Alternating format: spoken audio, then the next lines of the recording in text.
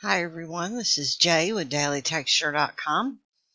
This morning I'm working with a new little petite collection I just finished. It's actually one painted background I made, and then I created 6 different color tones I really liked for the background. Let me turn this off, and in this collage here you can see they're all square. Just disregard this collage showing them skinny, because they're all square like this. But I started with neutral tones, and then I decided to get a couple lighter tones in there, like this one and this one. And then I wanted a real colorful one, so I made a real colorful one, and then I wanted a real dark one, because I was picking the different colors that go along with the type of artwork I like to do with my wildlife, and the type of scenery I like, and moods I like. And that's why this set is called Moods. And I called it Moods 1 because right now I can see myself going through a bunch of different moods, and I thought that various moods would be coming out of me creatively as I'm working on this little series. And I haven't done a petite collection in a while, so I thought, maybe somebody might enjoy these, and let's just see how we can work with them. I'm going to delete the cover photo and delete the collage photo, and I picked this one out and I put it on the bottom, and then on top of that I have 3 bear photos I got at a zoo. So this is one that I picked out that I kind of liked. This is one which feels more like me today, and I'm leaning towards this one. And this is one which also I kind of feel like this today. The background is kind of landscapey looking, which is what I was going for. I was trying to create an abstract, distant, landscapey type scene. And this one would work well with that because of the bears, in the distance more and smaller. And I could see, let me just reduce the opacity here. I could see maybe putting him in here, enlarging it a little bit, but kind of, I could see blending him in here somewhere like this in the background to create a distant scene. So that's on my mind with that particular image. And then there's this one where I could see the bear front and center standing here kind of looking toward the light. I really don't know which one I want to work with. Let me work with this one first and see what it looks like. I can quickly mask away. I've got the wrong one on top. There we go. I can quickly mask away the background on this particular bear, really quick. So I'm going to duplicate the layer first, though, and do a little teeny bit of editing. And what I'm going to do is sharpen up the bear, but I also want to get rid of this bright green grass. I don't want that grass to be green, because the background I've chosen is browns and blues, and the green just doesn't go real well with it. And in Topaz Clarity in this program, it offers good sharpening. Of course, whatever program you're working in, you can use whatever sharpening method you want. So I'm just going to, and I've hit OK when I shouldn't have. Let me see if I can cancel that. Let me try that again. Gotta wait till it stops spinning.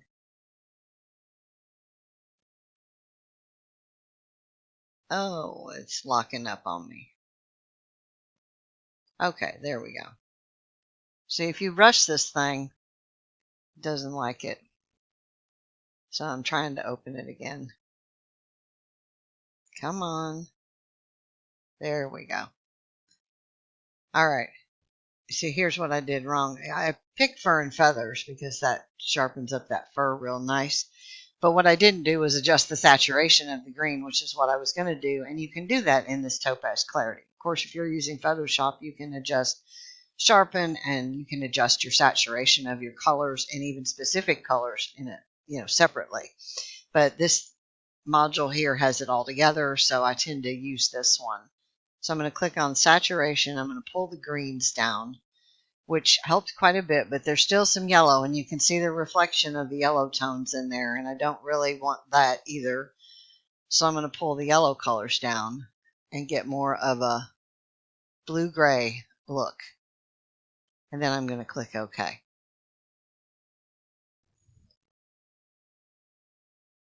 So I'm just waiting on that to finish processing. I tend to start on a lot of my images with a background I'm drawn to at that moment. And then I'll pick an image that will fit in with that background, and then I'll adjust the colors and tones of the image to make it work. Sometimes I'm real attached to the actual photo, and then I start going and looking for the backgrounds and textures I want to use. But today I'm feeling the background, so I'm just going to start masking away the background behind the bear. I'm using a really big brush, and as I get closer to him, I'll make it smaller. And I want to give a hint of him standing in the grass, but I don't need all of this, and I definitely don't need that harsh edge at the bottom. Now let's make this brush a little smaller and get in a little closer. Now you can use Edge Aware, which this program offers, but there's kind of a lot of stuff in the background, and that's why working with textures and backgrounds with the photos to turn them into art works really well, because you can basically not even have to worry about busy things in the background because you can mask it away. Masking is the key here. All right, I'm going to get in a little closer. I'll just zoom in here. And I'm not using Edge Aware just because there's a lot of stuff in the background and I'm afraid it would make it look real choppy. And I'm not even going to worry about those little hairs. I'm going to just go softly over the edges of him in a minute, and that'll take care of those. I'm just trying to go around and get all of that background that was behind him out of there. When these animals are in enclosures like this, sometimes you have stuff behind them you don't want. Okay. That's looking pretty good. I mentioned I'm going to go around him softly. I'm going to move him over just a little bit here so I can get back to my mask and lower the flow, which is opacity in this program. And I'm just going to softly go around his edges just to make sure he and the background become one. And I'm going to softly go over these little neck hairs. I just need a hint of those showing. You don't need every little hair showing. You're trying to get the viewer to see a certain scene in the mood that you want, or see the focus on the animal, which would be the face area. And these other areas you can soften those up a little bit. Softening up these other edges and things will draw the eye to the sharpest part. Even soften up that back there behind him. All right, let me zoom out. I'm still going to soften up around those neck hairs a little bit more. And now where this is in here, I'm going to also come over that, mask away some of that so it softly blends in with the background. And I'll tap with my brush a whole lot. And just kind of softly blend it in. Once again, just so I can give a hint of where he is standing without having to show every little detail. And it gently fades these edges in to draw the eye right here around the middle where his head is. And I'm even going to go with a bigger brush, and on these legs, I'm just going to gently tap over them and bring some of that texture right over top and under his head too. Now that's looking pretty good right there. But I think it needs a little bit more contrast in here. And I'm going to duplicate this texture layer and pull it up on top. And then I'm going to change layer mode to multiply. It's pretty harsh, or soft light. Soft light's pretty good, but that's way too strong. So I'm pulling the opacity way down. And I'm just going to gently move the slider up a little bit to where I see that it looks good to me, which is around 44%. And then I'll turn the layer off and on. And see how adding that layer on top, watch his fur right here.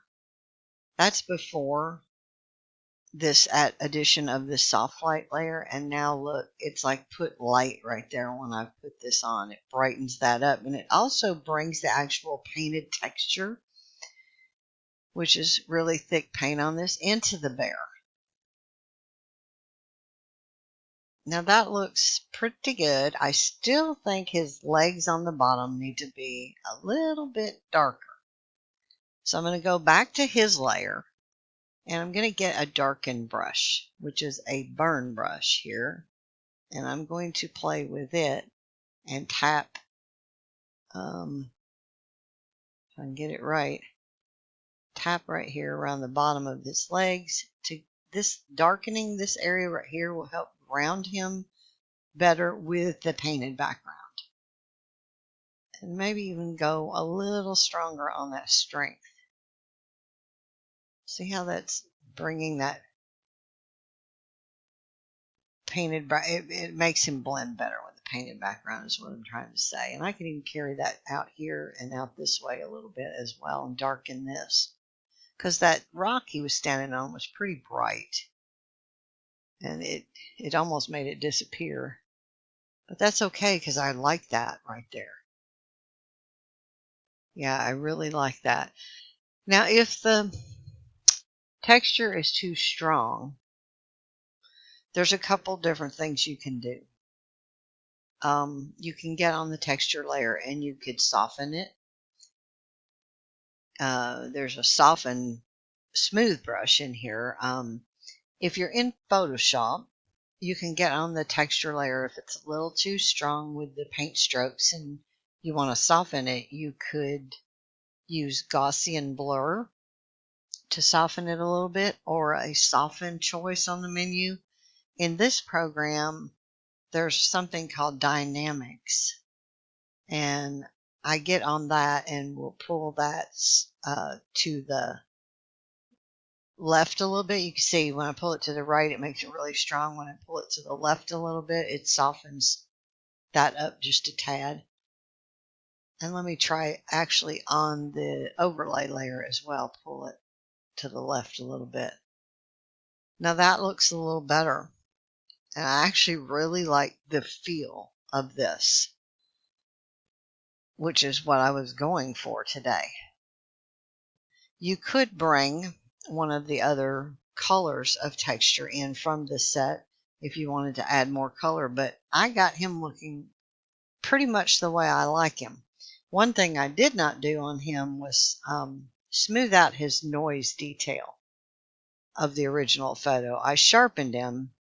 There's still quite a bit of noise in there. And I think it might look better if it was a little bit smoother. And I'll either use Topaz Denoise for that, or I also will use the Topaz Impression Oil Glaze filter a lot. Because my filter that I made for that, or preset that I made for it, gives it a soft look. So you can run a painterly program on your subject like that. And let's just go ahead and do that. And this is my, it was in the first version of Topaz Impression. I made this preset and I still have that version. But I think the oil glaze preset is available in all of their versions of Impression. And it's just a really nice one to play with because it can be very, very subtle. And I just want to get rid of the noise. But you could do real painterly effect with some of their presets. That one's more painterly and gets rid of the noise there. This one's even a little more painterly. I've just made a bunch of presets and I've saved everything. I've saved them all. A lot of people use this Cezanne like this, which is very, very cool. It's a little bit strong for me, but it's very, very cool. Did I duplicate that layer? Hang on, I'm going to click back out of this. No, I didn't. Let's duplicate the layer. Let me see what that looks like. Let me go back into it.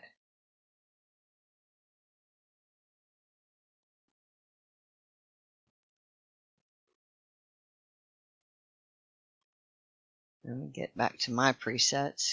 This is on one. I had edited it before and made it look like I wanted. I think it was this one. Yeah. It's still a little strong, but since I duplicated it, I'm going to go ahead and click OK on this particular preset and zoom out a little, and then I can adjust opacity, see, to get it looking like I want.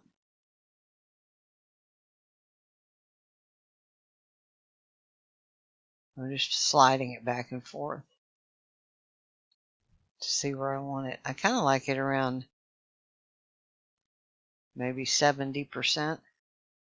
That tones down the noise a little bit, gives a little more color and a little more softening there. Let me turn off the layer. Oh, I can't turn off the layer underneath him because I'm using it. Never mind. But see how it gave him a little bit more color, the orange color in there, and I really love the combination of the turquoise blue and the orange or terracotta kind of look.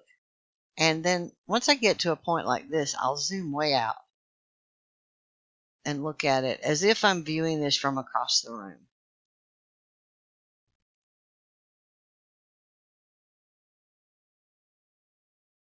I like the way that looks, but I think the orange is a little strong. So I've only got this set at 67% on this opacity. If I turn it down, I'm going to lose some of that smoothing effect that I've ended up getting, and I don't really want to do that. Yeah, I don't want to do that. I like the effect. I just want the saturation to come down just a little bit on that. So I can go back into my brushes and get a saturation brush and pull the strength down, which will lower the saturation on those areas. And let me just take a brush and go over it just a little.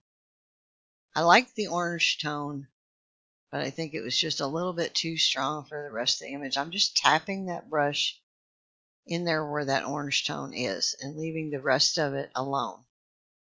Now let's zoom out. Yes, I like that much better. And I might even raise that. Just trying to play with what I like here. Until you get up really close, you can't really see that it's taken the noise out. So 100% will work now that I've desaturated. But what this is doing is, see this little spot right here? In this particular layer, and over here on the sides as well, it's adding emphasis to those areas, and it's making those spots too strong. So on this duplicate layer, I'm just going to get a masking brush, and these areas where I didn't particularly, let me turn that up, care for it. I'm going to turn this off and on, like right up under here. I'm just going to mask that away. And then even back here, it's a little strong. But I like what it did around the bear. It might be a little bit of a harsh edge there along the back side of him. So I'm just going to softly mask that edge away. I'll just turn it off and on like this and keep looking. I'm looking all around the bear to see what I like and don't like.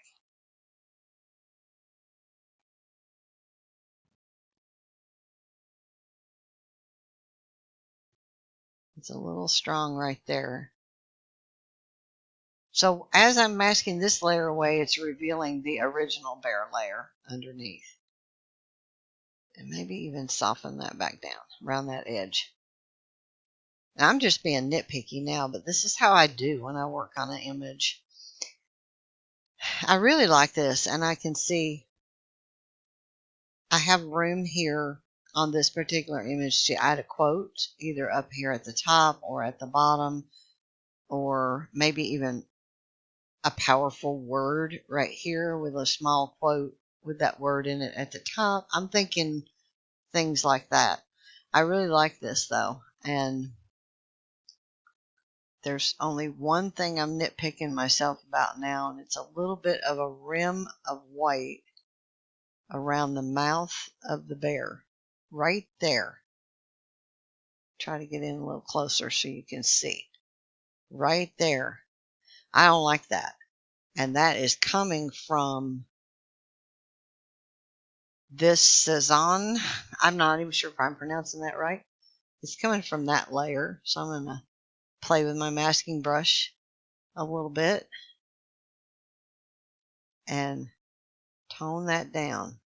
Because anytime you, at least in this program, when you've masked out the original image and then you duplicate that masked image, it adds like more detail back around the edges. So I turn it off and on to see, some places I like that detail and some places I don't. But now that white rim is gone, so now I'm happy with it. Well, it looks like it's still there. Maybe I didn't mask the original image as good as I thought, so let's go back and look at that again. I can see it when I'm zoomed out. Turn this off. Yeah, it's coming from the original layer, so let me go back to the original layer of the bear, and in that same spot, just kind of go along that edge. Maybe even mask a little bit of that away. And his nose, I might have masked too much away. So let me go back on the mask and bring some of that nose and upper rim back.